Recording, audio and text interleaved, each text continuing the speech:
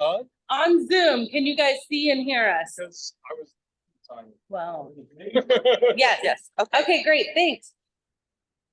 Okay, it's 6:32. We're gonna get the meeting called to order. Hold on 1 second. So we have a busy agenda. We have some great speakers tonight. Don't forget, you can come early at 6 o'clock and the bar is open. I know, I like that.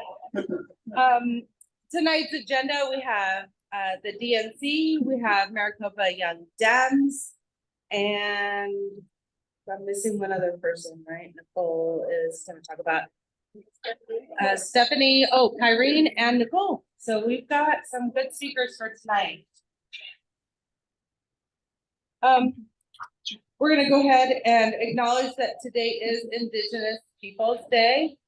And then AJ is going to come up and do the land acknowledgement for us today.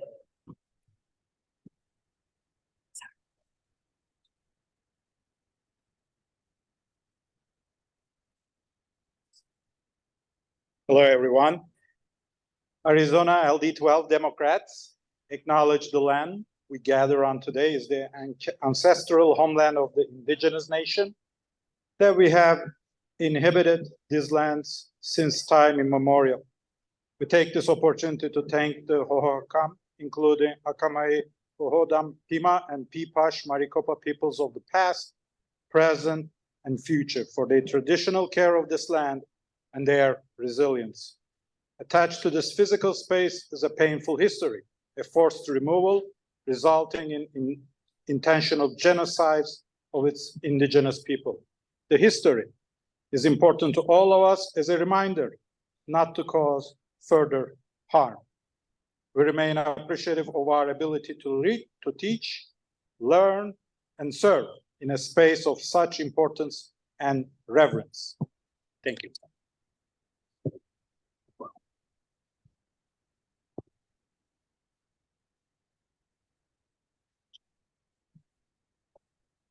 Oh, AJ, I need that mic. Sorry, I'm trying to save one. Okay, September 15th to October 15th is Hispanic Heritage Month.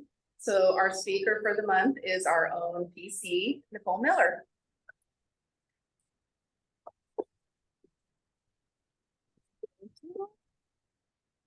I have some slides. Yep, awesome, thank you. So, hi everyone, good evening. Happy Indigenous Peoples Day and happy Hispanic or Latino Heritage Month. My name is Nicole Miller. I have served on the board for the Latino Outreach Committee, now organizing under Working Families Party for the past couple of years. Our committee has led the way from canvassing to get out the vote, to spearheading the Future Leaders of Arizona program, to regularly tabling to spread Democrats' message. We've done this work intentionally and rooted in community with an emphasis on engaging individuals who are not in these spaces. This month is a month for Hispanic and Latino peoples to pause, celebrate, and reflect on our rich diversity of cultures and heritage, and also our struggles. It's a time to share and celebrate this culture and history with others as well. Next slide, please. Nice, thank you. So this year's theme is driving prosperity, power, and progress. So just a couple of things on this that I wanted to highlight. According to the US Census Bureau, the Hispanic population accounted for more than half of the US population growth over the last decade. And this demographic shift is not just a statistic. It represents a robust economic force that significantly influences consumer markets. Hispanic Heritage Month also serves as an opportune time to reflect on the rising political influence of Hispanic and Latino communities. The Hispanic population in the United States is young and it's growing rapidly, and it has a median age significantly lower than the general US population. The community is set to play an increasingly important role in the country's demographic landscape. Next slide, please. Thank you so much. So just a brief why. So why this month? Why these dates? Well, back in 1968, the observation originally was only a week long under Lyndon B. Johnson's presidency. And then it was expanded by Ronald Reagan, surprising, he did something right, in 1988 to cover a 30-day period starting from September 15th and going through October 15th. And then it was enacted to law on my mom's birthday in 1988 by the public law, which is number 10402. September 15th is significant in many Latino countries because it is the Day of Independence for Costa Rica, El Salvador, Guatemala, Honduras, and Nicaragua. And in addition, Mexico and Chile celebrate their Independence Days on September 16th and September 18th. So it's very timely in terms of cultural events happening in Latin America. Just something that I wanted to note that I thought was cool.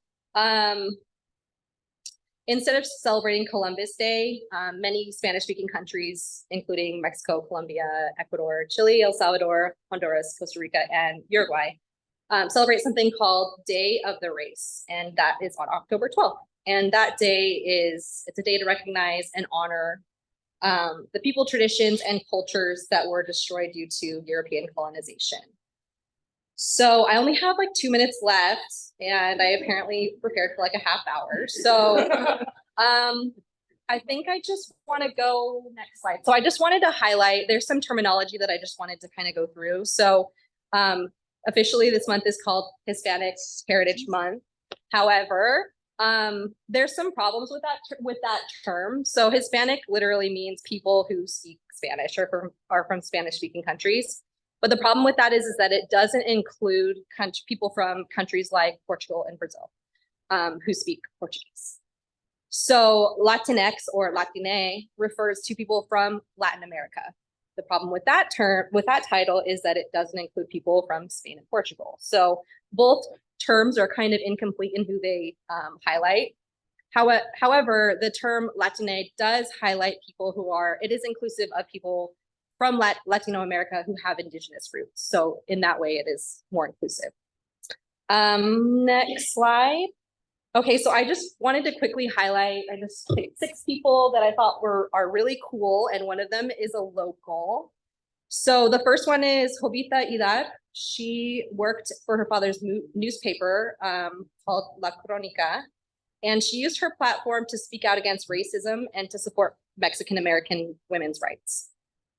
The second person is a Panamanian and Barbadian American journalist, Gwenny Phil, and she, over the course of her life, received 20 doctorates and the highest honor from the National Press Club, which is pretty incredible. Next person is Emma Gonzalez. She was 18 years old when 17 of her fellow classmates were killed in a school shooting at Florida's Marjorie Stoneman Douglas High School. She is of Cuban descent, and she gave a really powerful speech in front of hundreds of thousands of people at the March for Our Lives rally, and she was criticized heavily by politicians. Next person, let's see here. So Sylvia Rivera was a really influential LGBTQ rights pioneer, and she said, "We have to be visible. We should not be ashamed of who we are. We are numerous. There are many of us out here."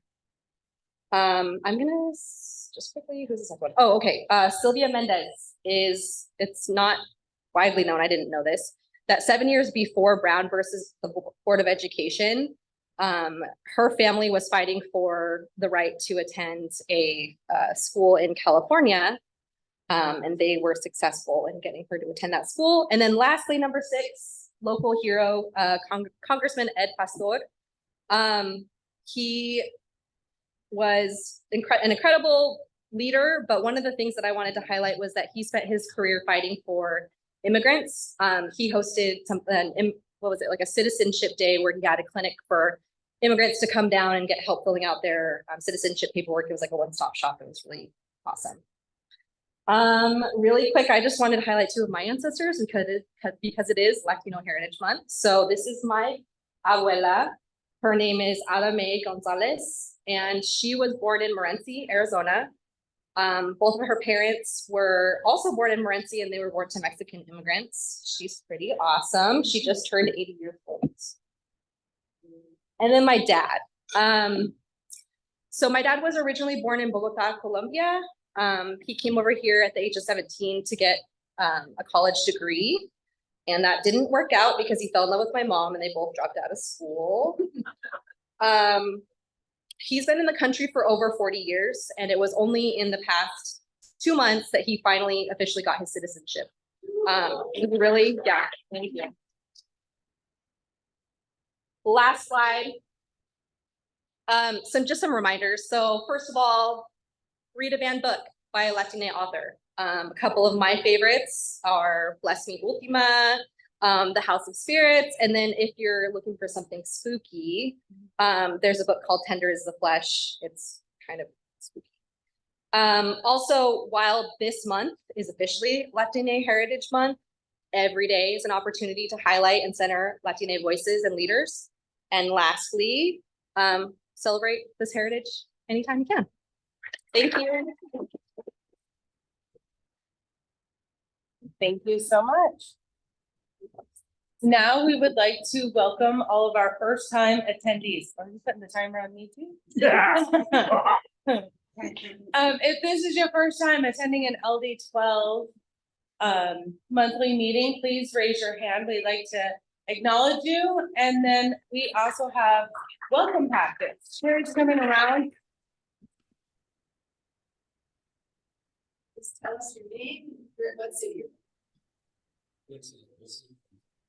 Quentin Olson from Tempe. I'm repeating it so that everybody, so our secretary can take notes on Zoom.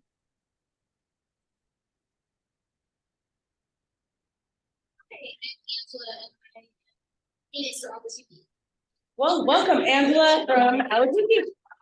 Okay, well, welcome. Is there anybody else? Okay, I'm gonna let Sherry welcome our elected officials. Hold on. And then don't forget, this is your time to buy your bada bing raffle. Oh, this one on. There you go. Can you do the next slide, Adrian? Okay, really quick before we do elected officials, I just wanted to announce Dana's over here collecting signatures for the access to abortion petition. So if you haven't signed it yet, after the meeting, go see her. She also has petitions that she can check out to anybody that has done the training to be a petition signature gatherer. So she can check those out to you if you're ready to start collecting on your own, and be on the lookout for upcoming signing events that we'll be having in all of our cities. I've got my notice. And if you have any complete ones, Paul has his notary stuff that he can notarize them for you and you can turn them in today. Okay, in terms of elected officials, if you're an elected official, please raise your hand. We have one more new attendee on Zoom. One more new attendee on Zoom, Shannon O'Meara. Thank you for joining us, Shannon. Thank you. See, oh, Luis Heredia is one, he's not elected, but he's representing us here. And then we have Stacey Travers, our representative. And then we have Bridget Bellavina from our Kyrene Constable. And Kevin Walsh, who is the president of the Kyrene School Board back there with the baby. Yeah, there you go. Yeah, we all want to see the baby, right? All right, thank you guys. Reminder, bada bing raffle tickets are on sale now. Angela is the vice president of the Arizona. And Angela, our new attendee, is the vice president of the Arizona Education Association. We also have online Jennifer Germain, who is our justice of the peace, and Patty Serrano from Chandler Unified School District Governing Board. That's we skipped one slide. Hold on. You want your Yes, back one, please. Real quick update on PC appointments. We have 10 PCs that are in the process of being appointed. However, last week, the Maricopa County Board of Supervisors decided to change the process because Republicans were doing shenanigans. So now we have to take an extra step and fill out an affidavit. So I have to resubmit all of those people. So anybody that I submitted a PC appointment application for since basically July, I have to resubmit it. So I apologize for the delay. Once you're official, I will email you to let you know. No, Just newly appointed ones. just newly appointed. Also, we have Constable Karen Latham on Zoom. So welcome, everyone. Tonight, I am calling for a vote. I have opened up 2 additional at-large board member positions. And so what we'd like to do is if anybody's interested in joining the executive board. Oh, there, I see one of them running in here. You can self-nominate or you have somebody else that wants to nominate you. Now is the time. And then at the end of the night, we'll take an election to officially elect in these board members for our new LD12 bylaws that you guys all voted in. So who go first? Don't all come at once. Wait. Oh, would you like to come up here and nominate yourself?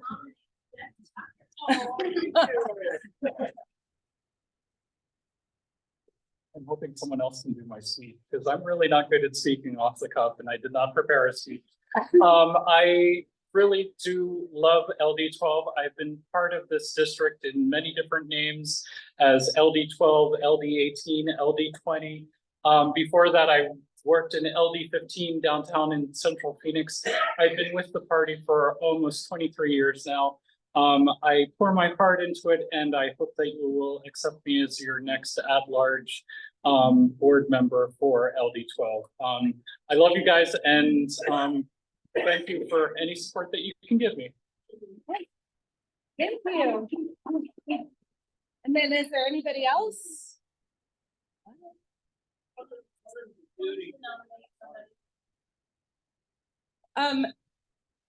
Did you want? Oh, at-large board members, they're gonna help us with special projects, whether it be fundraising, letter writing. They do a lot of different things. They help us get through the general election, which we need all the help we can get. Yes. I would like to nominate somebody. Okay. Melanie. Okay. And then Melanie is on Zoom. So Melanie, do you accept your nomination? And does anybody want to speak on her behalf? Joe.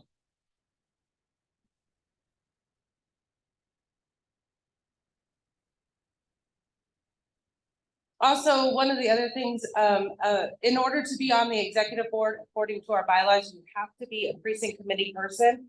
So if you're not a precinct committee person, please see Sherry and she can appoint you. Oh, I'm Joe Goldblatt, and I'm going to be speaking up for Melanie. She's a lifelong Democrat who became politically active in 2020. And after the election, she got involved with our legislative district, serving as co-lead PC in Alexander Precinct, and helping plan voter outreach for the 2022 election. She was invited to join our executive committee as an at-large member about 18 months ago. And I enjoy serving with her as our legislative district, promoting our values and helping elect Democrats up and down the ballot. And she and I would be proud to have her as an at-large member of our district. Thank you. All right, thank you. Okay, so I want to ask again, are there any other nominees for at-large board member? Are there any other nominees for at-large board member? I don't know how long I have to wait in between. Are there any nominees?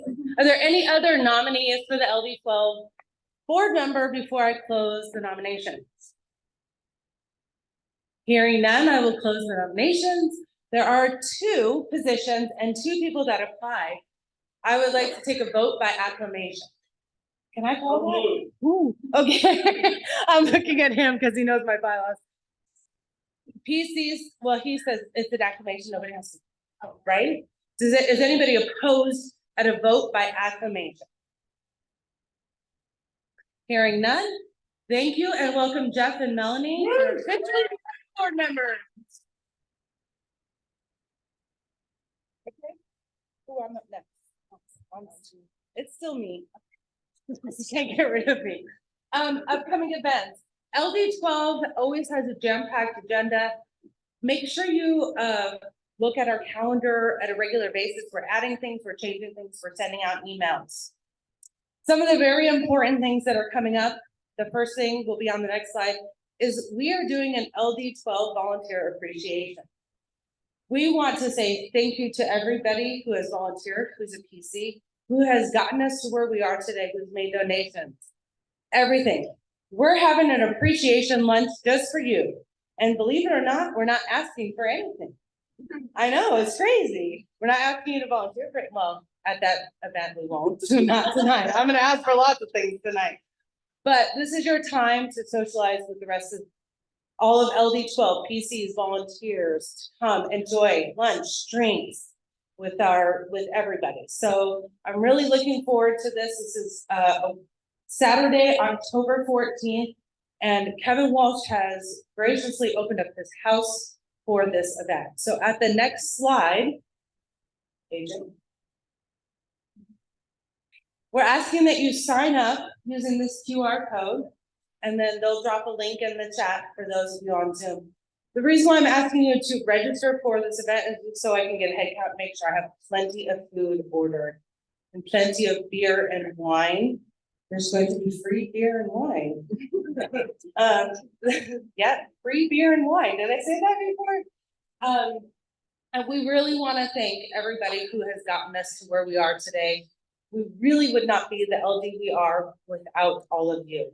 So we'll make sure that this email and this link goes out, and I hope that you all will join me and the executive board at this LD12 appreciation lunch. We'll leave it up for a minute. But I'll make sure y'all get it. And that's this Saturday, so sign up quick. Okay, next slide, please. We have a couple of upcoming elections here in our district. Just a quick reminder, we have the Kyrene School District Bond and Override election, the Phoenix General Obligation Bond questions for here in Phoenix in the Ahwatukee area. And then we also have the Mesa School District Bond and Override election if you live in the few precincts that overlap into the Mesa School District. So ballots will be going out tomorrow, and the last day to mail those back will be October 31st. And election day is November 7th, but highly recommend mailing those in sooner than later. Then you won't get the follow-up phone calls. Francine? We're not there yet. And then the next slide, really quick. We're going to invite Joanne Marcus to come up and talk to us about the possibility of reigniting the LD12, formerly LD18 game night. So tell us about what they used to do and what we are trying to do again.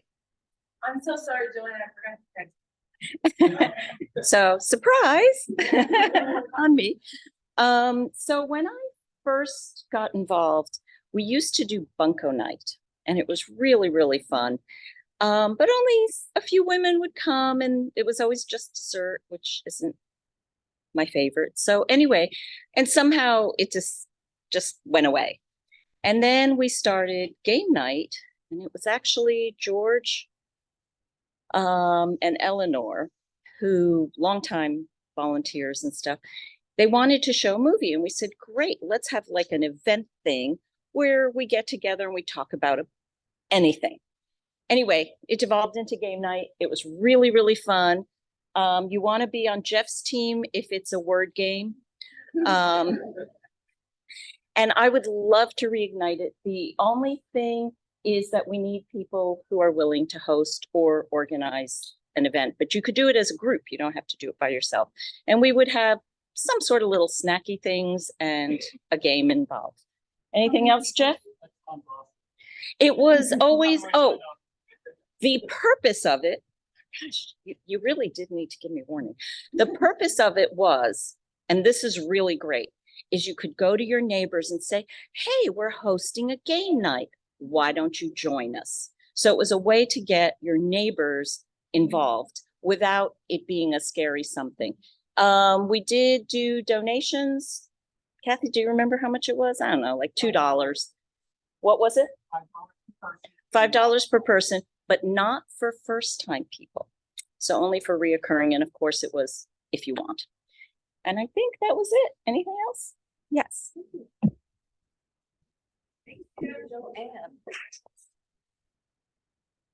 Okay, and next up, we have Francine Bard to give us an update on Dems Give Back.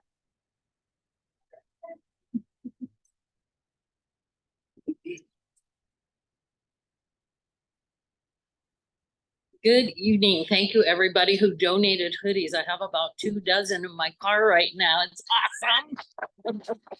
Nice, because it's getting cold. Although they wear them all year long. So, what I found is that people are bringing up other organizations and other things. And for example, someone wanted me to collect water, but I would not collect water because I'm not going to lift water. So if you suggest something, then be prepared to help with whatever you're suggesting.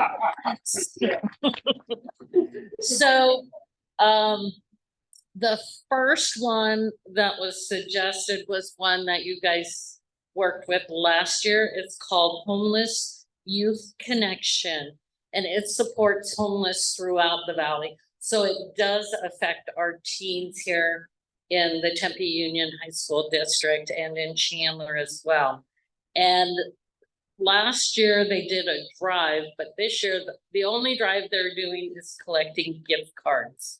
So they want $25 gift cards to Target or Kohl's or something like that. So we'll be doing that November and December, and of course December's a party. And then the other one besides hoodies is collecting toys for Sojourner Women's Shelter in Phoenix. And I made sure this person would donate, actually physically donate the toys. I'm okay with collecting toys or coming to your house to collect toys, but I don't want to go to Phoenix anymore. So, and hoodies are still on. So I have sent the information to Susie, and it should be in the next newsletter. And I'm always open if you ever have food for Kyrene Resource Center or Eris Foundation, shoes or that kind of thing. I'm right like within a mile of all of them. In fact, I'm going to Kyrene Resource Center tomorrow. I just found peanut butter and jelly.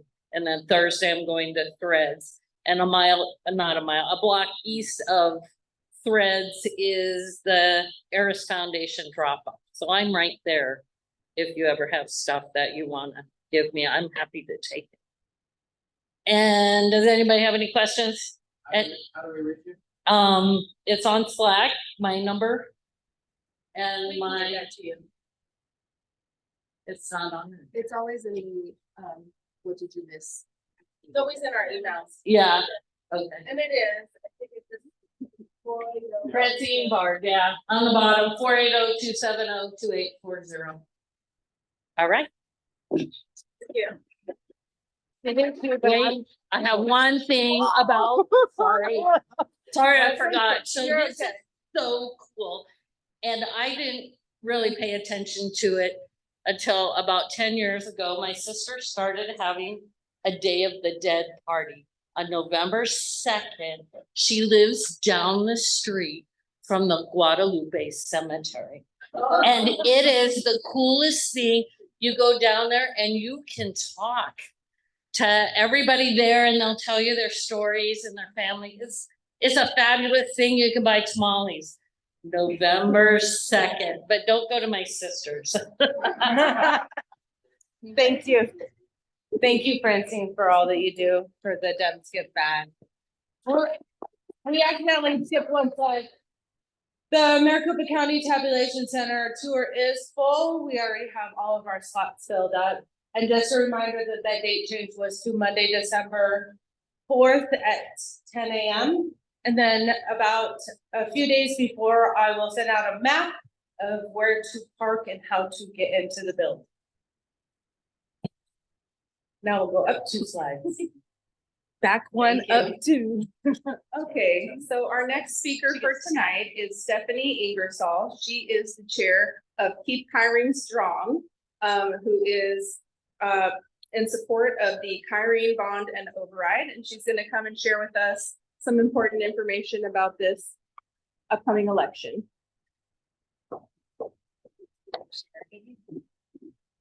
Thank you, everyone. As much as I would love to do all the talking, I actually would like to turn it over to Chris Herman, Yes. who is the CFO for for Kyrene School District. To give you the facts, there's a lot of misinformation out there, even disinformation. So we want to arm you with the facts so you can go out there and give the right message. And I know that this is not an audience that we need to convince, but this is so vital for the students of Kyrene. And Chris, I'll give it to you. Thanks for having me here. I appreciate that. And thanks, Stephanie, for everything you're doing, because this doesn't happen by itself. When Stephanie asked me to speak for a few minutes to talk a little bit more about where and how the bonds and overrides are used in our district, in 10 minutes, I thought, wow, I don't know if I can do that, but I'm going to try. So I feel like I'm going to give you a lot of information quickly, so fasten yourselves. Parts, you go to the next slide. Part of what I want to start off with is a lot of times it's just general narratives out there about schools aren't accountable, schools don't necessarily show where they're spending the money, you're raising your taxes, but for what? And I think a lot of times we get lumped in as school districts with government spending, whether it's all the same, whether it's federal, whether it's state, whether it's local, and that's the furthest thing. Kyrene is its own independent school district, and we operate independently like every other school district does.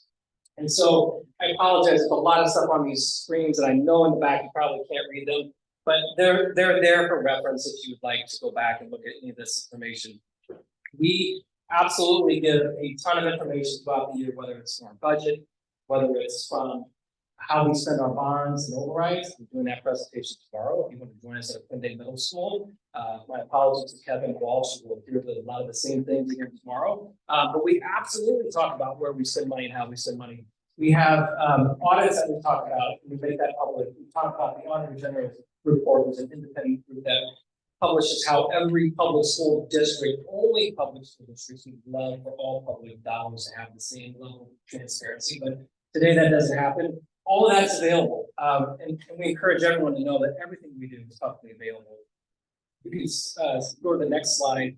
I want to talk about a couple of awards that Kyrene has, because again, we're really proud of how we manage the money here across the district. And so, if you could flip to the next one, just a couple of things I highlight. So we every year talk about how we spent our money for the year. And for 29 straight years, we've been recognized for excellence in financial reporting. That's the highest award a school district can get. So that's 29 years in a row. We also have the highest bond credit rating in the state. We'll talk a little bit about that and why that's important. And then last year, we've been doing a budget report. This is my 6th year at Kyrene, 4th year we've done a budget report. It talks about what are we doing as a school district, how are we spending money, what are we spending money on, where is all that going, how does your school operate, all the things that you might want to know. This is voluntary, we don't have to do it. But as we get support from our community, I think it's really important that we help show what are we doing with the money that our community is entrusting us with. So last year, I encourage you, if you want to take a picture of this, I point every community group to this. Because if you have questions about what's going on in our school district, I can promise you it's in there. And I encourage everyone to see what we're doing, because we want to be good stewards of taxpayer dollars. And so we're the only school district in Arizona to receive that award. It's from ASBO International. It's the highest level of award for budget reporting. There's only 131 school districts in the country that receive that, right? If you're curious, there's over 10,000 school districts in our country. So we take it really seriously when we talk about where we spend money and how we spend money. I have a copy of that if you're interested in the back. If you want to flip to the next slide, we'll talk a little bit about that credit rating. So why is that important? Well, I live in the community and I'm a taxpayer too. And so, we want to keep the taxes as low as possible for what we're trying to do as a district. And so it's just like your credit score. The better credit score, the better credit rating you have, the less money you pay in interest when you borrow money. And so tomorrow we're actually selling the last of our bonds. And these things matter because it results in fewer payments in the form of interest for taxpayers. We have the highest credit rating in the state. There are only 5 districts that share that highest credit rating. And again, that's reflective of the things that we're doing as a school district and how we're managing our money. So, we're really proud of that. And that's our commitment back to our taxpayers is we're gonna do the best that we can with the money that we're entrusted with. So let's talk a little bit about what is bond, what's an override.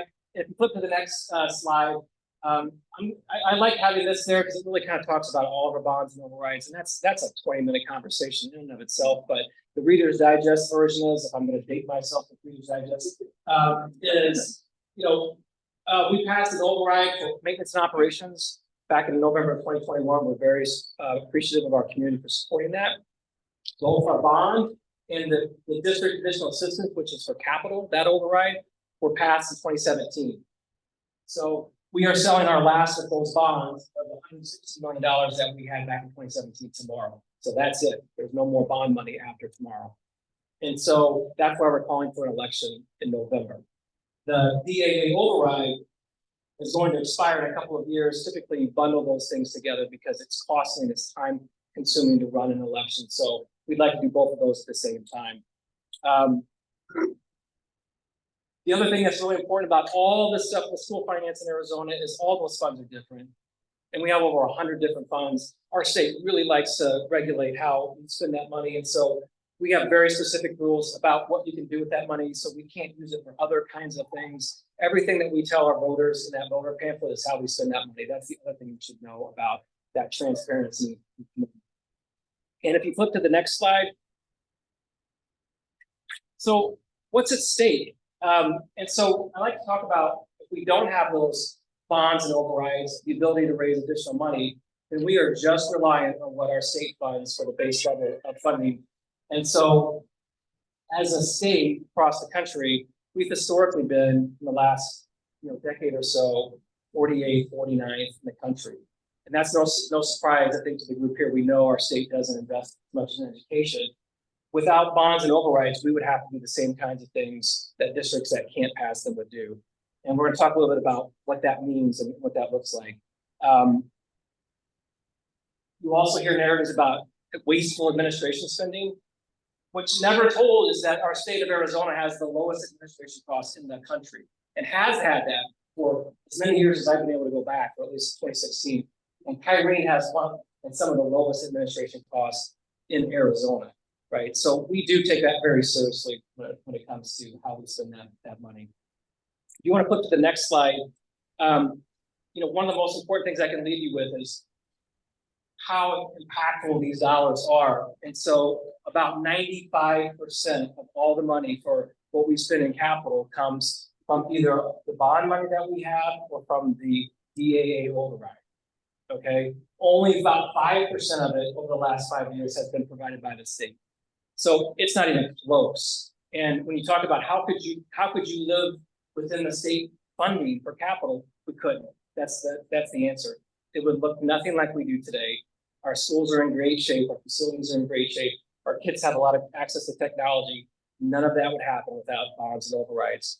We've spent over the last 7 years about $27 million per year on average on capital funding. Next year from the state, we're going to get $7 million. Right, so the math just doesn't work. If you take away the bond and override money, we've got to cut $20 million out of our capital budget. It looks nothing like we do in Kyrene today. So that only hurts our kids and our students. So it's super important for everybody to understand what's at stake and where that money goes. For our bonds, it's all the facilities, it's all the grounds, it's all of the maintenance that goes into the buildings to keep our facilities in good shape. And for those that have children and go in our schools, I think you'll find that we do a pretty good job. I take that pretty seriously as far as keeping those buildings in good shape. On the capital side, for the DAA, most of that's technology, so it's access devices, it's all the software, it's all the curriculum that our students see. So that's super important for us as well. If you go to the last slide here, what I'm showing is what we did back in November 2017, and then what we're proposing in the election.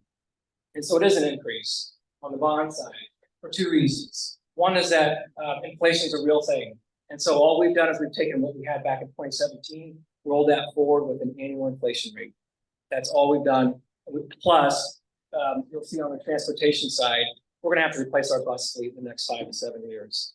They're just getting to the point where those vehicles need to be replaced. That's the only change we've made. On the DAA capital side, we've done the same thing with rolling forward the 2017 values with inflation to keep the same purchasing power in today's dollars that we had back 6 years ago.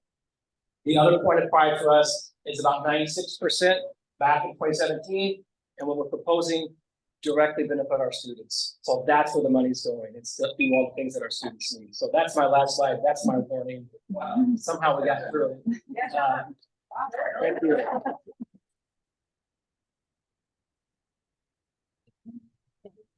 Stand over here so they can see you on camera. So as a Kyrene mom, you know, I have a son at Altadena and a son at Cerritos. I picked Ahwatukee because of the Kyrene School District.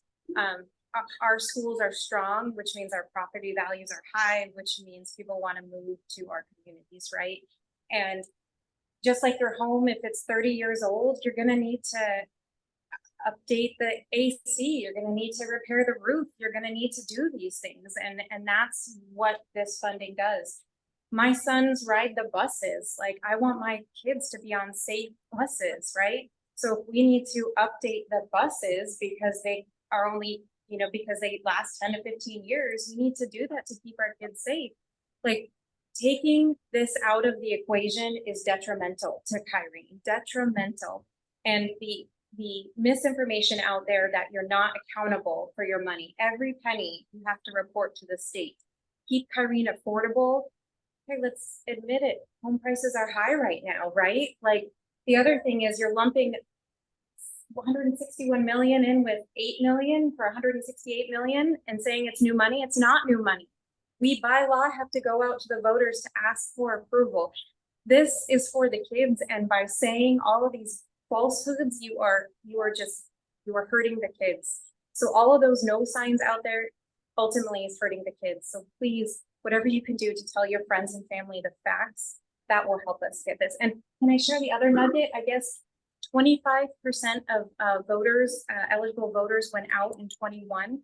And so that was 17,000 yeses and 10,000 to 11,000 no's. That was 25% of the eligible voters. Man, we need people to see it, sign it, and send it back. That has to happen here before October 31st. So that's my spiel. Okay, well, on that, we have seen a lot of Kyrene no signs. You can email, call your city compliance, make sure that they're being compliant, right? What else can we do? Don't take them down. Please don't take the no signs down. Well, here's what we can do to support Kyrene School District. I want to see people raise your hand. Who is gonna go and canvas? Raise your hand. Canvas. I need people to canvas. How about phone bank? Here you go. Jerry's gonna give you a prize for volunteering. Who's gonna keep phone banking? Sex banking. Who's gonna donate? Because they really could use the money to get more signs, to get the word out, to pay for all these things. Keep your hands raised, because I want to see everybody's hands raised. At some way that we can support Kyrene schools. This is extremely important. This is the first time ever we have seen more no signs than we have seen yes signs. We need to make sure that these kids get a good education and they get the money that they need. So please make sure any way you can support Kyrene, we truly, truly appreciate it. So thank you very, very much. I am done with my speech. No, not unless you got your. Very. Go ahead, Ann.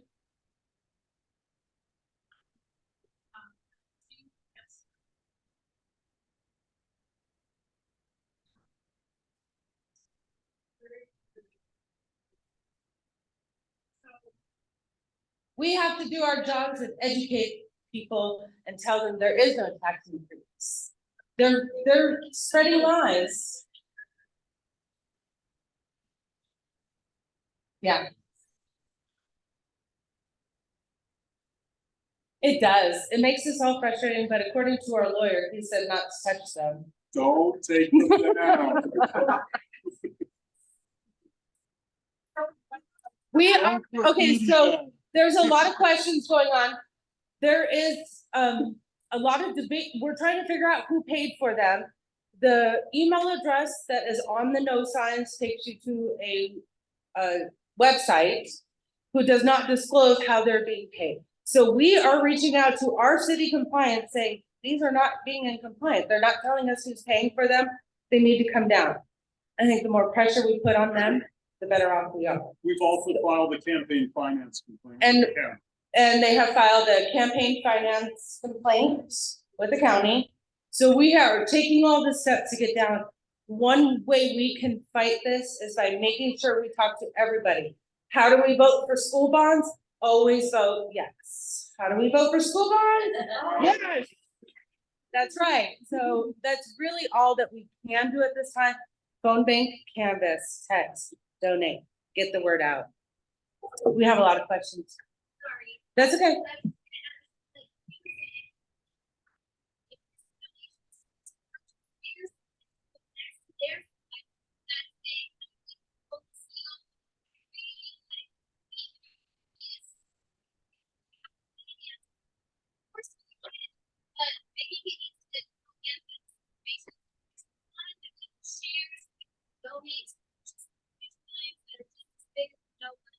There's so many in my neighborhood, and I can't keep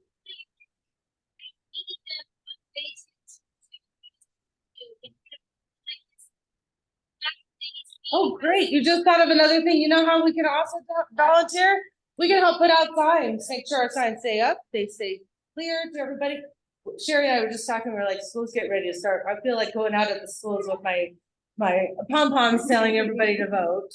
So we had another question, yes. You know, probably the same group, they put about 3 or 4 or 5 different groups. It is. So it looks like this new groundswell of Yes. support coming from all this different groups, and you know that. So if you're gonna invest in more time, I think it makes sense to get, much like she was saying, another batch of signs, another batch of signs that have different messages. And at least one award that addresses, you know, what their message is, and repeats that. You have to repeat it, So sorry. 2 things really quick, Bill, because we'll have to come back to that at the end, so we stay on track, but really quick. We have submitted letters to the editor in Ahwatukee News and the Chandler Wrangler to make sure we're addressing the misinformation that's going around. And we also know that direct contact with voters is the most effective way to get them to vote for something. So that's why it's super important to sign up to help canvass with them so that you're talking to people, making sure that they know why. Okay. And we're gonna have to move on. Sorry, we don't have I time to know. take all the questions right now. We can come back to this at the end. She's if we have keeping me on track. Thank you, because we're gonna be, and then, yes, in the back, please make sure that you see them to sign up for your canvas, to sign up for your phone bank and everything like that. I truly appreciate everything. Next up is Luis Heredia for a DNC update. Thank you, Madam Chair.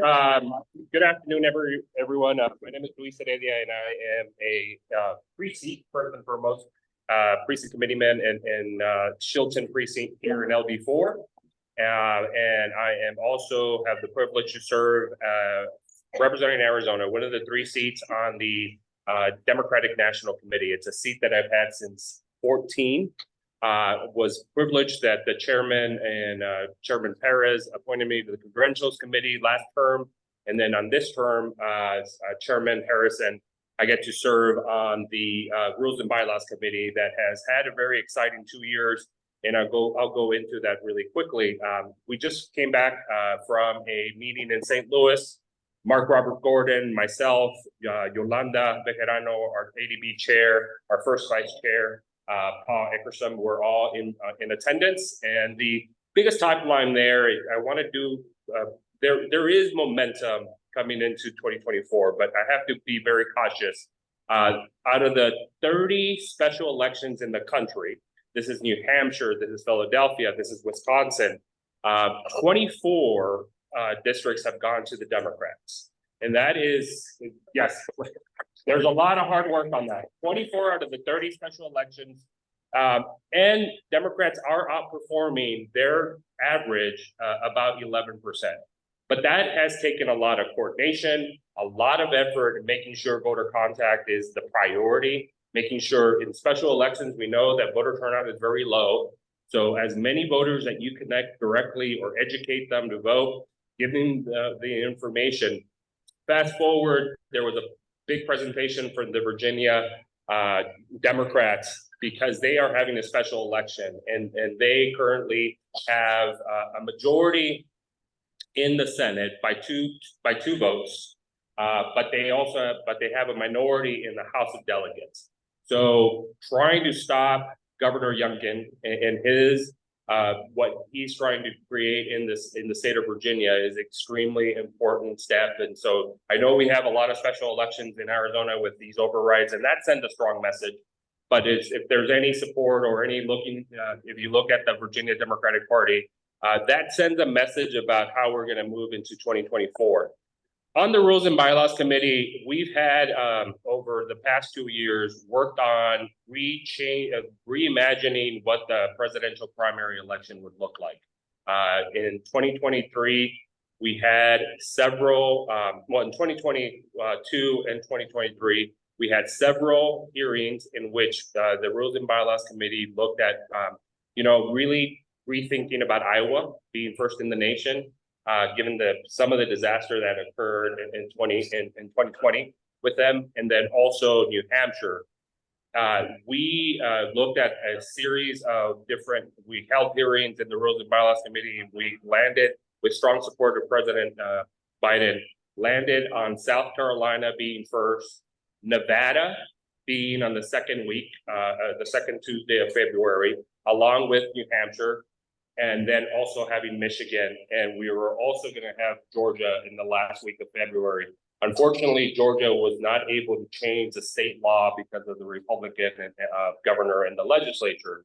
But the calendar is set. The Rules and Bylaws Committee decided we will look at revisiting the presidential primary calendar every 4 years. So it's no longer set in a couple states. But the biggest thing is having an election in the West. Nevada, for example, and what that does to candidates and having presidential candidates, especially if it's going to be an open. We have one candidate primarily in the Democratic primary right now. So, but the calendar itself was just really important. Then fast forward, we are working on approving all the delegate selection plans from all the 57 states and territory. And we've gone through multiple hearings. It's been 8 visits either to DC or Minnesota or other states to be part of this process. It's been a privilege, it's an honor. There is something of being in awe and being in that room. I'm going to leave time for quick questions. The biggest other thing is that the entire Arizona delegation joined our brothers and sisters with local UAW local 2250 General Motors plant in St. Louis, and we were able to join the picket line with our brothers and sisters in labor as they're enduring that particular labor dispute. And what they said is that in the past 5 years, their contracts have not seen a 6%. Has some very few workers have seen what is a 6% increase, while the CEOs have seen 40% wage into their CEO salaries, and cars in general have seen a 30% increase in cost. And the test of this is as we transition into a new economy with renewable energy and our electrical vehicles, the union is really making a line in the sand for the future, for the workers to be protected in the assembly line, especially making a fight to organize battery workers and all the other suppliers that are part of this. It was an amazing, I would say that was my highlight of the weekend. With that, I will take any questions because I know I have a limited time. So, yes.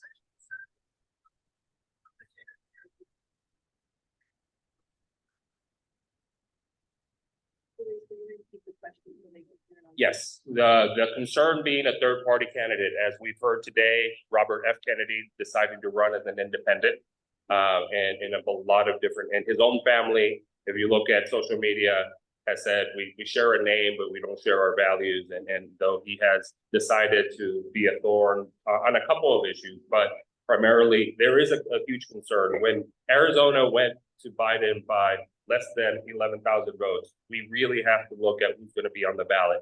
We also have the threat of a no labels third-party candidate. They've received party recognition in our state. The party and the DNC sued the recognition of that party. Unfortunately, they had to withdraw the lawsuit because the judge said there was no merit, but they are filing a campaign finance because they're acting like a party, but they're not disclosing their donors and what regular parties do. So there is a huge concern in states like Arizona about a third-party candidate. Yes. Recently, we came up on a brand new and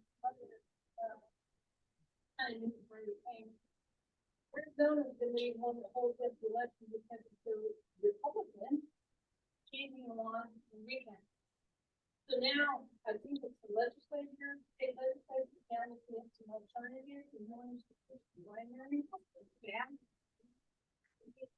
Insight on anything? No, I mean, there was a lot of bills that they were trying to pass. The recount one is one that they have a window, and some of the county reporters say they need more time. And so it's one that I think our Secretary of State, though he doesn't run elections, working with the county reporters, we're going to have to find a solution this legislative session. It's going to need 75% if they want to make it. If they want to have what is called an emergency clause, that it will take effect immediately when the governor signs it. So if not, it's not going to be in place. I think for the election, it has that variable if that doesn't happen. So that's a question mark. But hopefully we could figure out some concerns with the next legislative session. They can, but the timeline will be a question. But if they work in a bipartisan manner and they get a if they get more votes, an emergency clause, the law and the change could go into effect. The county reporters are the ones that are asking for time and figuring that out. Yes, sir. You mentioned earlier that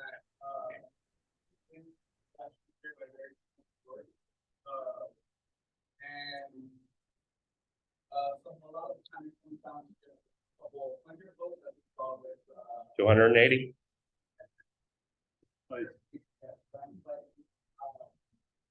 So we know that a demographic in Democrats here being able to do election is the youth vote. So what is ADP and DNC doing to invest in youth organizing happening on the local level? Great question, and more, I hope, and that takes all of us to persuade when money is being decided on and how we're going to invest. The youth vote the return on investment is huge. When we actually spend money, the percentage of how much they vote for Democrats is really high. So I think you have people's attention, at least in trying to negotiate where we need to focus, either in not only campuses, but communication through multiple platforms. There is a lot of activity in trying to figure out what is the best route and spending more money on the youth vote. I think you're going to see more spending this cycle, but it needs to be smart spending. So I ask you to be as part of that conversation. Now, we don't get to choose. He who writes the paycheck ends up making those decisions, and sometimes we have to persuade. So patience and grace in negotiating what is best is always the priority, because we have to negotiate so that we spend money in the right way. So if it's hiring more youth organizers, hiring individuals that are going to take the message to the youth voters where they are at, that's, I think, the priority. So. Thank you so much, Luis. We're proud to have you here in our LD. Next up, we have Melissa Westbrook and Ricardo Cerna from Maricopa County Young Democrats and the Arizona Young Democrats. Melissa is a PC in our area, and she just became the regional lead for one of our Tempe areas.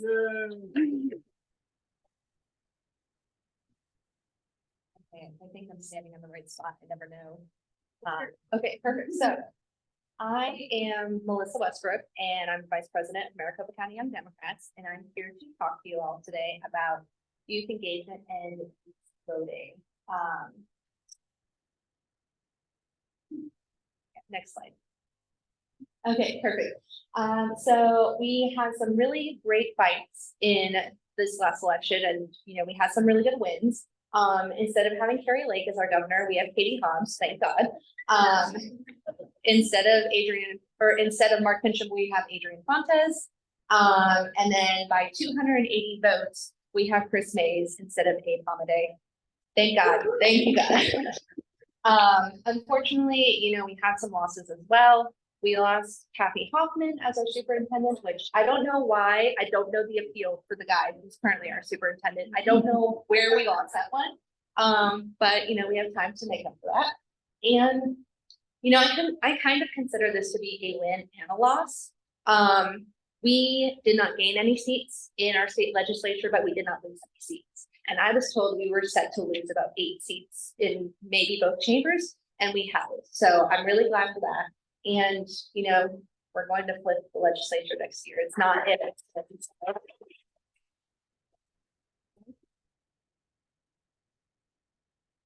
So why do we target young voters? We obviously see that the youth voter turnout has increased by 11% since 2016. I wonder what happened then. That's history. And in 2022, last year, our youth voter turnout for a midterm increased by 15% since 2014, which is really good. Next slide. That is really small, and I apologize for that. But basically, it's showing that voters 18 to 29 and 30 to 44 overwhelmingly voted for Katie Hobbs over Carrie Lake, where voters 45 and up did not. Thoughts and prayers. But you can see that honestly, like Katie Hobbs did not win by a lot of votes. And if it was not for youth voters, 18 to 29, 30 to 44, we might have seen a different outcome. And again, I say, thank God that we didn't have to experience that alternate route. So next slide. We also see that, totally forgot about the other guy, but Mark Kelly, I'll go back. Thank you. Mark Kelly overwhelmingly won as well, against the other guy. Honestly, I keep forgetting he exists, so, but we see that when youth come out to vote, they overwhelmingly vote for the Democratic Party. So, same. And we see it not just in Arizona, but we see it throughout the country too.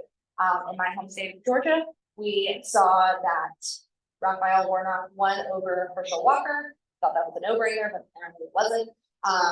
We saw it in Nevada, Pennsylvania, Wisconsin, and Kansas as well. And you see it throughout the demographics that not just with different age groups, but with our BIPOC folks, that they also overwhelmingly vote Democrat when they know what the issues are. And where can we make an impact as MCYD? So we obviously have a few amazing elected officials. We have Representative Cesar Aguilar out of LD12, Ellie Perez, who is the first AZ Dreamer DNC delegate. She also is with AEA, and she is a board member for Arizona List. We have our LD State Senator Juan Mendez, Ana Mejia from the Cartwright School Board, and we have so many other people who, are young Democrats who have gotten elected. And I could honestly talk your ear off all night about it. So with all of these people and with the classes that Ricardo will get into a little bit more, we can and will identify, train, and get the next generation of Democratic leaders. So like I said, we can educate younger voters on the issues. We can do that through the voter guides, canvassing, texting, social media, and Ricardo again will get into this, that we are working on putting together classes continuously for campaign staff going into next year and for every other election. Next. So the short-term impact, we are increasing our membership. We have over 200 members now, where a couple of years ago we had 10. We started off with 6 in 2021, and now we have over 200 members. That is seriously kind of great growth. We can also increase the youth POC participation, and then continue historic youth turnout into next year. And that is our goal, to increase the voter turnout every year. We also want to increase the number of PCs. So if you are not a PC, go become one. It's super fun. Increase the voter registration. We are working with high schools and different organizations throughout the valley to make sure that students are able to vote, and whatever. Obviously, we have a preference, but we can't push them that way. It's all good. And then provide resources. Like I said, the classes that we have, we are trying to connect people with different people running for office, whether it's school board or Congress. We're trying to make sure that everyone has the perfect fit for them. And then, yeah, we have grown a lot. We have hosted a bunch of events. We most recently hosted a labor committee kickoff, which was also a barbecue. It was super, yes, Nia, I wish I was there because your food looked amazing, by the way. But we had that, and it was a great time. And we are also going to be doing a Black Caucus Lounge at the end of this month. And yes, Armani is the chair for our Black Caucus. And so I'm very excited to, see how that goes and just see where the Black Caucus goes from here. And we're also trying to gauge interest for other caucuses as well. So if you are interested in any of them, please let me know. And we have created overall a sense of community, because at the end of the day, that's why we do what we do, is to be in this community to make a difference. So, next slide. So yeah, become a supporter of us. That would be totally awesome. We would love that. You can donate to our Act Blue. Follow us on Instagram, Twitter, Facebook, Threads. I don't know what else is out there, because it seems like TikTok. Yes, thank you. We should probably add that on there as well. Totally forgot. I refuse to call it X, by the way. You can't do that. So yeah, sorry, that was a really short presentation, but I was trying to make up for time. And I don't know if anyone has any questions, but if you do, hold on a second, because I'm going to have Ricardo talk about why DNC.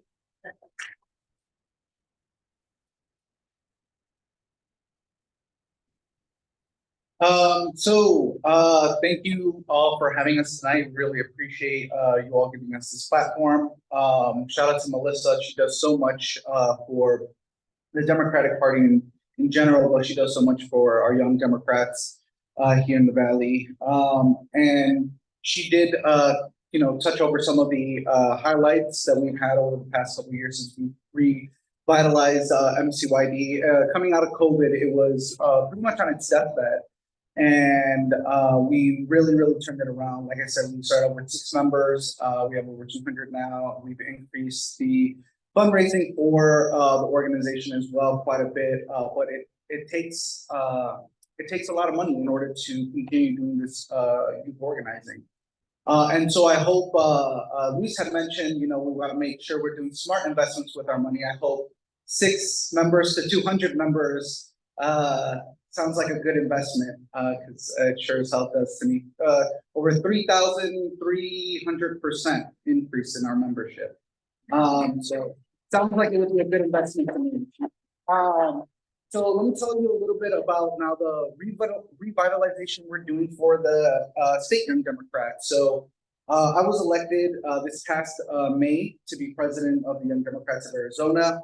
And immediately we had a big trip on our plate. That was the Young Democrats of America convention, which was happening less than a month after me being elected. So I quickly got to work, and we fundraised a little over 10 grand so that we can take the largest delegation that we've ever taken in history. We took over 20 Young Democrats to this convention, and we're the 2nd largest delegation in attendance to this convention. And we really were able to connect with a lot of our different chapters from across the country, and we were able to really build connections that I think are going to come in handy for the 2024 election. How much time? Okay.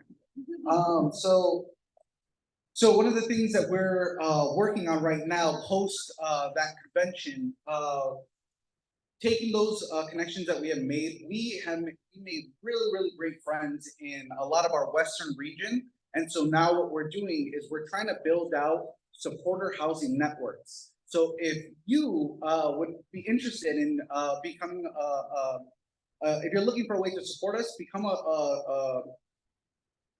become part of our supporter housing network. We are looking for folks that are willing to house some of our young Democrats that are going to be coming from around the country. People are coming from Texas, New York, Alaska, California, Utah, Louisiana. We have young Democrats from across the country that want to come to Arizona and want to organize and want to canvass with our young Democrats here to support our young Democrats and down ballot candidates. So we're going to be bringing those young Democrats here, but we need help putting them up. I would really appreciate if we didn't have to spend a ton of money on hotels. But if we can have some folks step up and house some of those young Democrats, that's a great way to support our young Democrats. And that's one of the ways that we're going to be able to really flip Arizona blue is by having that energy from around the country come to our state and advocate for our Democrats here down ballot.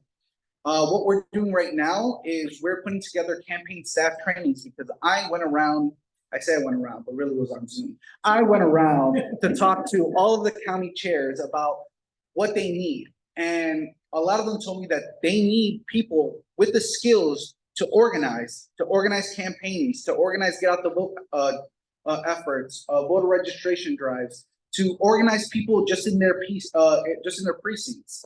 And so we decided that we wanted to build out more campaign staff. Campaigns are good ways for young people to be able to get paid for their organizing work and build off of the skills that they're learning through different trainings and also through volunteering that they've done themselves, and actually build a skill set where they can build a career for themselves as well, but also take that knowledge and bring it back to our LDs and to our local Democratic clubs and be able to organize here locally and build up our local Democratic Party. So we just did 2 of those trainings. We have our last one coming up on the 21st. So if you know a union member or a young Democrat, please tell them to join us for these trainings. Yeah, we'll be happy to answer any questions that anyone has.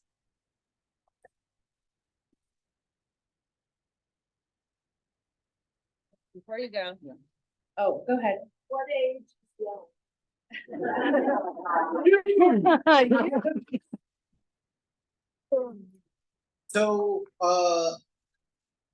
So under the age of 40. So we accept Democrats under the age of 40 for membership. But once, when you age past 39, you hit 40, we don't just like kick you out. And our meetings are also open to the public. So if any of you all ever want to join us for one of our meetings and listen in on what young people are talking about, what issues we're focusing on, we'd love to have you guys join us for that, the 24th of this month. Which you can find on our LD12 calendar. We'll take one more quick question and then, because we're about 10 minutes behind schedule.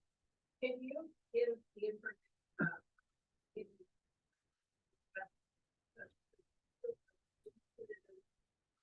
Yes. So I'll make sure that we get all the information to go ahead and put into our follow-up newsletter that we always put out after our meetings. That gives you a nice little recap. Susie does an amazing job. Before they leave, I would like to see LD12 Democrats, our district, support the Maricopa County Young Dems and the Arizona, Keep Arizona Blue. So tonight, we're going to be sending out a link for the PCs to vote. I encourage you to support them. We're going to be supporting them with money, of course, because they could use it. They do amazing work. I've heard them speak several times. They help feed the young Democrats because we always know kids like those young Dems. Sorry, I won't call you kids. Sorry. They're hungry. Every time, like, they were always there to help us canvass during the election. The young Democrats are the ones that get us through the election. So let's try to support them. So I'm asking you guys, so all PCs in LD12 will get an email that will have a link to be able to vote. Do you know what is on it? Susie. Sure. The question basically says for the two organizations that you're able to provide levels of support at the amounts of $0, $100, $250, $500, $750, or $1,000. Okay, so the email will say that the level of support will be $0, $100, $200, $250, $500, $750, and $1,000. I'll be voting for that. But I'm not encouraging you all to vote, right? Just say, sorry, go ahead. And we'll average out what everyone says and. Yep, and this is a one-time donation, it's not a monthly donation, but we really should look into supporting them. They don't get support from the county department, so they rely on, just like us, we rely on our donors. One more quick question. We don't, unfortunately. They do not have a liaison with the DNC. Maybe they should talk to the DNC while they're here. So, we're gonna move on to the next, thank you very much. Next up is the treasurer's report. We just filed our third quarter spending. Our beginning balance in September was $27,407.62. We had contributions of $3,783.28. We had disbursement of $613.65. So we have an ending balance of $30,577.25. We are on track to our savings for next year. Pretty much our neighbor to neighbor letters, and during the presidential election, we will spend upwards to $50,000 on letters, postage, printing, everything you could imagine. So thank you to all our donors. Don't forget, you need to buy your Bada Bing raffle baskets. There are two amazing gifts. Thank you to Judy Wade and Bill Baker for putting those together. Next. Oh, yes, we have another call to action. We're looking to get together. Don't get so excited, Nicole. We're getting together on a bylaws committee. No, we need to form a bylaws committee, a rules committee for the LD. Is to keep making sure that the bylaws stay up to date, if there's changes that need to be made. If this is your forte and you are interested in it, please let us know, because we would really like to get that committee going. I would not like it to be somebody from the executive board, because I would like it to be the PCs putting this together, making the changes for the district. The other one is a budget committee. If numbers are your thing, this is the thing. This is the committee. We would really like to get a regular budget according to our bylaws. We will be having the PC vote on it, how we spend our money, where we spend our money. And then this way we don't have to do votes every single time. It's in the budget, we already know. It helps save time on the executive board level as well. So things don't take as long for us to vote on, to send it to you guys and so on. So if you are interested in those two committees, these are two big committees that every LD should have, please let us know. And then, don't forget you have your LD12 merchandise. We'll go ahead and skip. We did sell out of one of our shirts already, so we're very excited. We'll have to look into getting some more, but we do always, this is one of the ways that we raise money, is by cookbooks, t-shirts, stickers, magnets, name tags. So order yours today. And then we'd love to hear, Mitzi is not able to make it and Patty was not. We wish them well, but we have Representative Travers is up here to give us an update. Yeah, Mitzi is watching the beautiful changing of the colors on the East Coast, and Patty is partying at the Pink concert. So, and thank you again to our young speakers. We also have the Keep Arizona Blue representation. They're all three amazing organizations. They do so much for us in our district and for the state and the county. So thank you very much. I do want to say very briefly a very small acknowledgement of what's happening in Israel right now. If anybody has any family or friends or anything, it's, I just, how do you even put what's happening into words?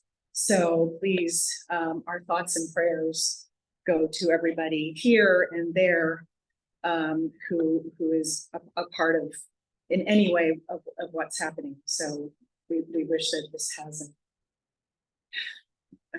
just an outcome with a peaceful resolution, and I'm not articulating it very well, but you know where my heart is, so thank you. Let's see. There was so much I was going to say, but I'm going to keep it down to my 3 minutes. Okay, so HB 2670, the bill that I've been banging on about this whole time, finally made it through the legislature. It got signed into law. It almost didn't happen, but it was the last bill at the very end of a very contentious session. So it was passed unanimously through both chambers. And so it was a nice way to kind of end the session in a very bipartisan way. Katie signed it into law, and we're working on some other things. The AG's reached out to me about running a couple of bills that involves Ann Lutz, whereas Ann, your heart's gun control legislation. I'm going to continue to run my duty to report with clergy exemption, my franchise bill. We're still working on the water stuff, causing some good trouble, pissing off all the Republicans who don't want to protect our water rights. And just keep doing the good work. I do want to give a shout out to anybody here. If you haven't signed any petitions, I don't have Mitzi and Patty's with me, but you can sign theirs online. But in the back, we've got Greg's, we've got Corey's, we've got mine. New announcement, Cedric Collins is running for Kyrene School Board.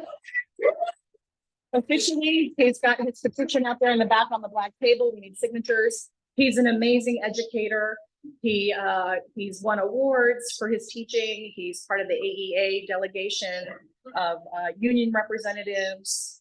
I cannot tell you how much he does over and above what he's supposed to do as an educator. I've been here with him for Women Tempe drives, where he's tried to get stuff for his students to make sure that they have everything that they need. He's always out of pocket. So he would make excellent representation here in Kyrene. So if you can support him as much as you can. You cannot sign his petition online, but you can sign at the end of the meeting, or grab some and sign for him and mail them back to him. Anything is greatly appreciated. Same thing with donations. You know, we're all starting this election cycle now. We can all use a $5 if you've got it to spare. So that is that. Am I missing anything? No, Nikki Miller is also running for school board. Make sure you sign hers. That's basically it. You're welcome to come and talk to me afterwards, specifically about what we're doing in the water space. We got Katie to resend those leases to Saudi Arabia, working with Chris Mays about some new contractual stuff where we force new contracts to have index wells on them, so we know how much we're pumping. We're doing something within the rural groundwater space, so it's just sleeves up and doing the work. Oh, I also got appointed to another committee, the International Trade Committee, which was really fantastic. Got to go to the UK and Romania, and I actually got to see some Tempe-based headquarters. I got to see their factories over in Romania in the UK. So we're talking about how we can expand business opportunities in Tempe and Chandler and our part of Phoenix, so that we can continue to prosper. And that's all she wrote. Thank you. Okay, we're gonna open the floor up to other business. Well, you can leave the bottom end while it's up. Other business, new business, candidates. Candidates, if you are here and you'd like to talk or give an update, we're gonna give you 1 minute. PCs, volunteers, you have something you want to say, to tell us, inform us, great. This is your time to speak up, come get in line. One thing I do want to tell you, if you are a volunteer and you are canvassing for LD12 and you need supplies, you let us know. We have everything you need. We have palm cards, donation envelopes, clipboards, pens, sticky notes, highlighters, you name it, we got it. So who would like to go first? Come on up, come on.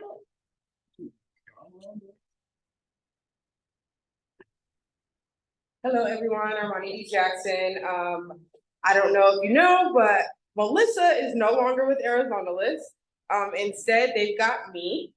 And so with that, we are hosting trainings for the next 4 Tuesdays for anyone that wants to collect signatures for the Arizona for Abortion Access Initiative. that's happening. And then on Thursdays, we'll also be doing a train the trainer for anyone that wants to train individuals that do want to collect petitions. This is going to take all of us. We need over 700,000 signatures.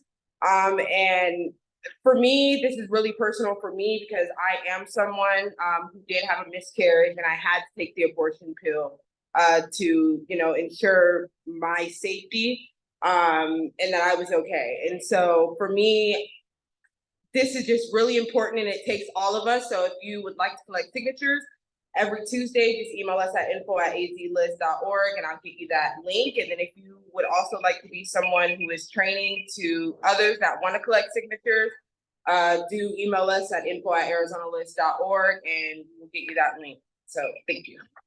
Thank you. First of all, to be in our email, so make sure you come up here so that they can see you on Zoom.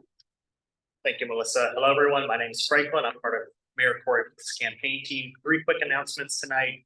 We're in the final stretch for residents to sign. Tempe residents to sign Corey's signatures. I have it in the back. You can also sign online at coreyfortempe.com.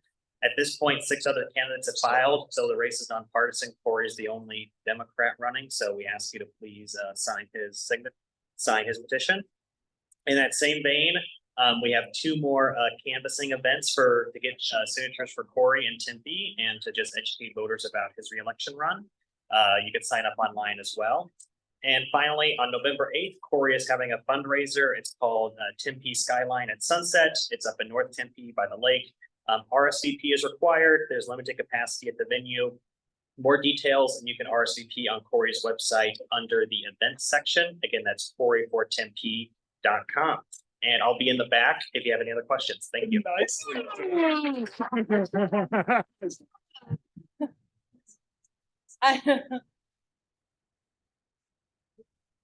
Hey everybody, how's it going? My name is Elijah. I'm actually David Lucier's campaign manager. David could not be with us tonight. He was canvassing all day. I made him do a 97-door list, so he is recovering right now. But I wanted to quickly come up and say that David is a veteran. Just introduce you a little bit. David's a veteran. He was in Iraq, Afghanistan, and Vietnam. That's the one. And he's also a member of the Veterans Hall of Fame. He also has served on multiple of Tempe's boards and commissions. He is running for the Tempe City Council to stop the coyote situation from happening again, which means putting more oversight measures in place to ensure that there's citizens' input on the council, as well as affordable housing and other things like that. We are shooting to get about 1,500 signatures to go on the ballot. We only launched 3.5 weeks ago. We already have 825, which is crazy, right? But we need to get over the finish line. So if you want to come knock on doors, let me know. I'll be in the back at the end. And if you haven't signed this petition yet and you're a Tempe resident, hit my line. Cool. Oh. Nice. Congratulations. Thank you for running. Appreciate it. How you guys doing? Good evening. Good evening to everyone out there. I just want to formally introduce myself. My name is Cedric Collins. I don't even know how to follow up Representative Travers' introduction of because I don't really speak of myself like that. I just go out and just do. So thank you for that, Representative Travers. I appreciate it. But yes, my name is Cedric Collins. I'm a PC here, Cocopelli precinct to be exact. I'm also elected to the state committee board. I'm also a union member of the Arizona Education Association, and I'm also a delegate for the NEA. I was with Ms. Hill out in Orlando. We'll be down there for the delegate assembly. I just do what I do for the community. I'm a highly decorated educator. I mean, I'm not going to be humble about that because I put in a lot of work and spend a lot of money. And I'm looking forward to serving the community here with Kyrene. And also, I got 10 seconds left. If you have time on Wednesday, I will be going to the Ronald McDonald House in Mesa to dinner for the families like I do every month. And if you want to come out and help, please come out. Yeah.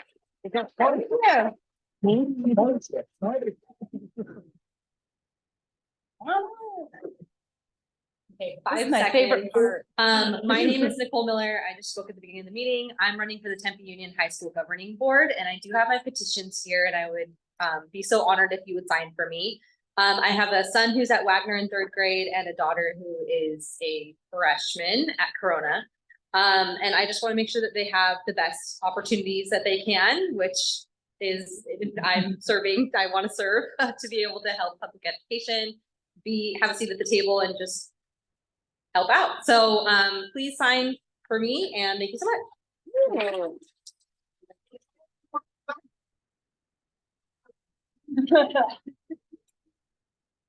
Hi, I made a very crude sign-up sheet for game night, so come sign up. Yay! All right. This part, I really do. My name is Mia Amazine. I'm in this LD. I'm also a PC in Wagner Precinct. A member of United Campus Workers. So that's a union, and delegate to Maricopa Area Labor Federation, which is AFL-CIO. I spoke here last month about the Right to Work ballot initiative that we're launching, and we are going to have petitions by the weekend of October 21st, 22nd.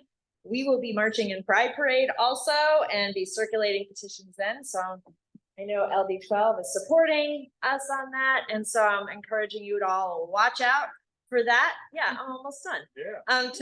This is how I talk up here.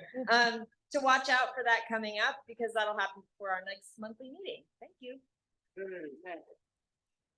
For you, our timekeeper, you get 10 seconds. Okay, I'll start the clock early.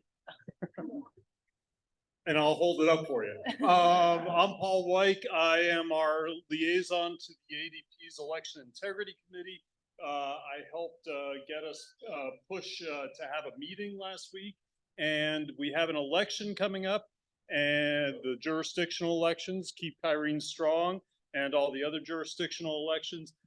If you would like to be a poll observer this year or next year, now's the time to volunteer for next year as well. If you'd like to learn about after the election, the ballot counting process, maybe be an observer, come talk to me. I'd love to get you signed up for that. Oh. Woo.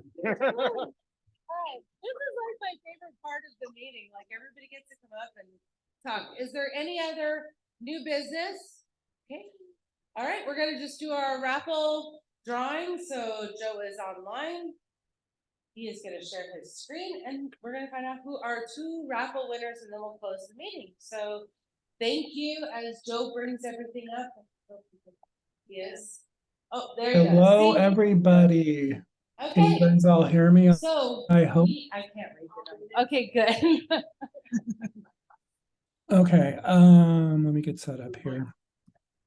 Oh, yeah. Why am I gonna? Yeah. Okay. Here's the mic. Oh, he went off the screen. He's picking the number. Oh, there we go.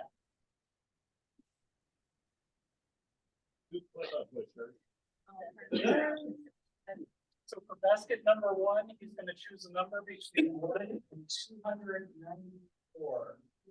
Oh. Okay.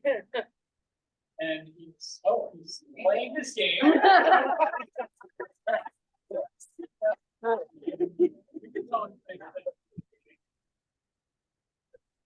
And let's put 284, so I couldn't read that. The number that was drawn is 48, and we'll see who has ticket number 48 when he returns there. And it looks like it is Raymond Showers.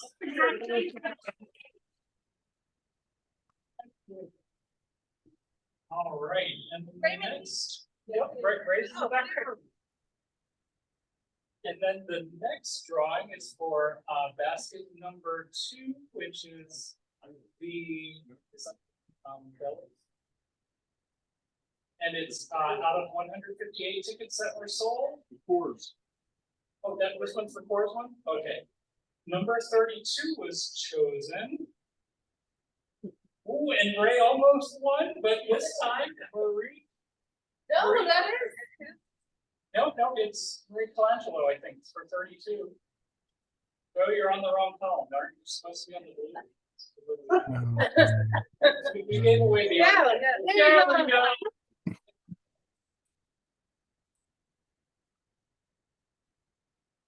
Watching us online, I guess. Awesome.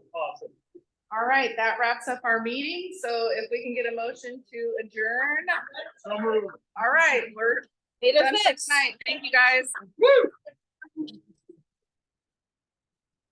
Don't forget to sign petition and sign.